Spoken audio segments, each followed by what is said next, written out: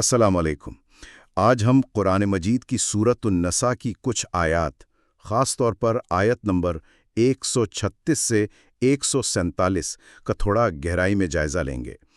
ये मवाद एक ऑनलाइन कुरान क्लास के लेक्चर पर मबनी है। वालेकुम अस्सलाम। जी, और हमारा मकसद ये है कि इन आयात को समझें, ख़ास तौर पर मुनाफिकीन और कमज़ोर अक़ीदे वाले मुसलमानों के बारे में जो तालीमात है ना, उन पर गौर करें। ठीक है, तो आइए शुरू करते हैं। आयत 136 पर आगाज़ होता है, या अय्युहल्लज़ीना आमनू से, यानी ए ईमान वालो। ये थोड़ा दिलचस्प है कि ईमान वालों को ही फिर से ईमान लाने को कहा जा रहा है। हाँ, ये एक अहम नुक्ता है।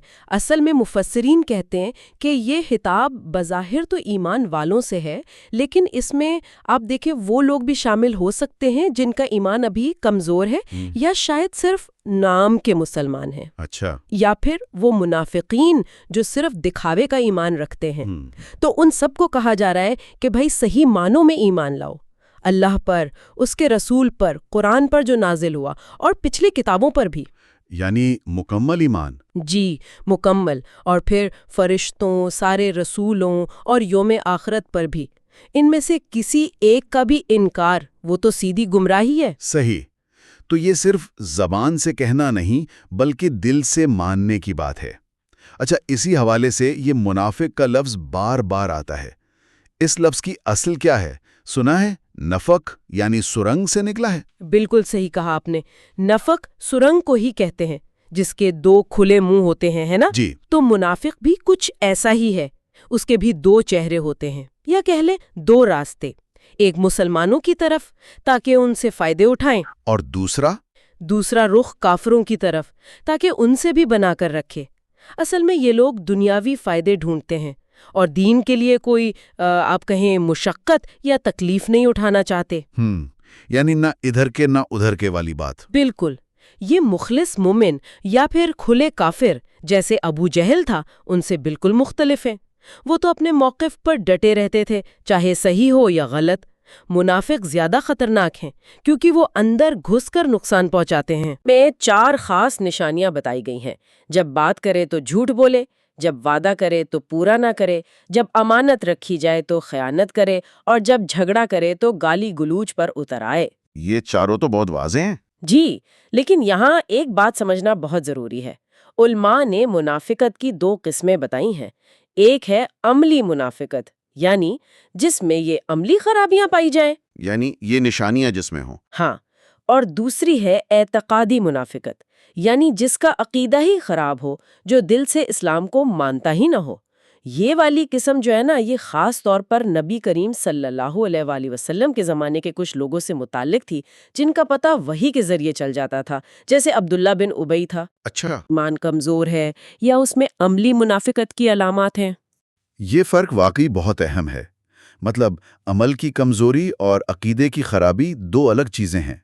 अच्छा, इसी मिलती जुलती कैफियत का जिक्र आयत 137 में भी है। वो लोग जो ईमान लाते हैं, फिर कुफ्र करते हैं, फिर ईमान, फिर कुफ्र, ये क्या मामला है? सही। ये आयत उन लोगों की बात कर रही है जो तज़ब्ज़ुब का शिकार रहते हैं, कभी इधर कभी उधर। ये मुनाफिकीन की एक खास पहचान है। वो हालात और दुनियावी फायदे देखकर अपना मौक़िफ़ बदलते रहते हैं। यानी कोई मुस्तकिल मिजाजी नहीं। बिल्कुल नहीं। और कुरान वाज़ेह करता है कि जो लोग हक पहचानने के बाद भी बार बार उससे फिरते हैं और कुफ्र में ही बढ़ते चले जाते हैं, अल्लाह ताला ना तो उन्हें माफ़ करेगा और ना ही उन्हें सीधा रास्ता दिखाएगा। अल्लाहु अकबर। तो उसका अंजाम क्या बताया गया? आयत 138 में तो मुनाफिकीन को दर्दनाक अजाब की खुशखबरी दी गई है। ये अंदाज बड़ा अजीब है। जी, ये असल में तंज है।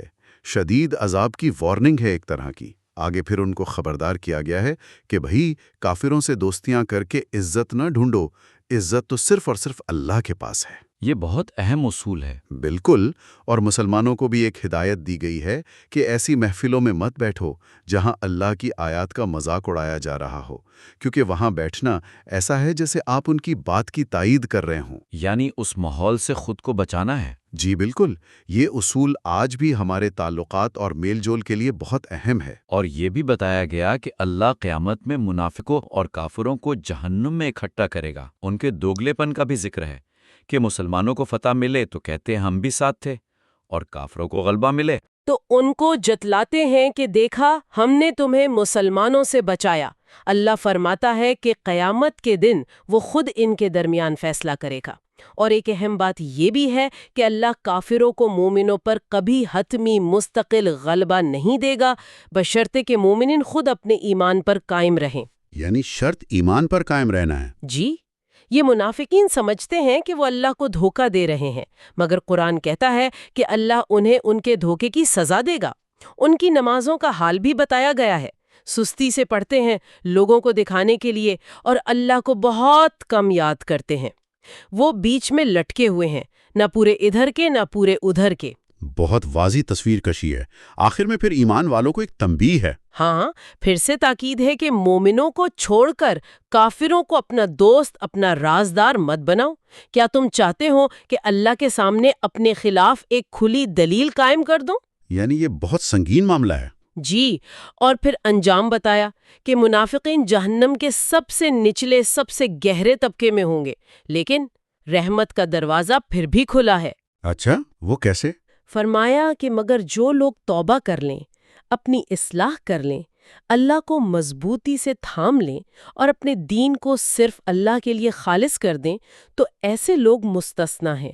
وہ مومنین کے ساتھ ہوں گے اور اللہ مومنین کو بہت بڑا اجر دے گا۔ سبحان اللہ۔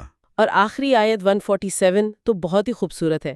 اللہ فرماتا ہے، اللہ تمہیں عذاب دے کر کیا کرے گا اگر تم شکر گزار بن جاؤ اور ایمان لے آؤ، اور اللہ تو بڑا قدردان، سب کچھ جاننے والا ہے۔ واقعی بہت امید دلانے والی بات ہے۔ تو خلاصہ یہ ہوا کہ یہ آیات سچے ایمان، کمزور ایمان اور منافقت کے درمیان جو فرق ہے اسے بہت کھول کر بیان کرتی ہیں۔ دنیاوی فائدوں کے لیے اصولوں سے سمجھوتا کرنے کے خطرات بتاتی ہیں۔ جی بالکل، اور ساتھ ہی توبہ، اصلاح اور خلوص نیت کی اہمیت پر بھی بہت زور دیتی ہیں۔ اور شاید غور کرنے کی بات یہ ہے کہ جو ظاہری عمل اور باطنی کیفیت کے درمیان فرق کی بات ہوئی، یہ آج بھی ہم سب کو دعوت دیتی ہے کہ ہم اپنے ایمان اور اپنے اعمال کا جائزہ لیتے رہیں۔ بالکل، کہ ہمارا تعلق اللہ سے کتنا سچا اور خالص ہے۔ کیا ہم صرف دکھاوا تو نہیں کر رہے ہیں؟ یہ سوال ہر ایک کے لیے اہم ہے۔